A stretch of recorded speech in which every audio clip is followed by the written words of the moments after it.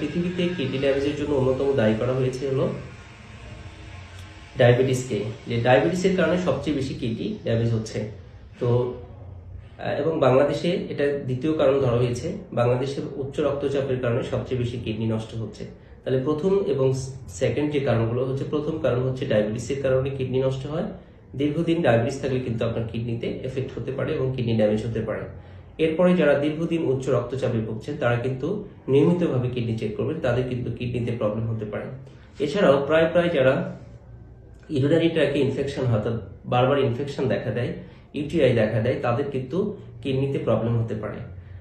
তাছাড়া হতে পারে যাদের কিডনি স্টোন হয়, বারবার কিডনিতে স্টোন হলেও কিন্তু কিডনি ড্যামেজ হতে পারে। আরেকটা কারণ আছে হচ্ছে, অন্যতম একটা কারণ বংশগত, যাদের বংশে কিডনিতে সমস্যা ছিল তাদেরও কিন্তু কিডনি ড্যামেজ বা সিকেডি প্রবলেমগুলো দেখা দিতে পারে।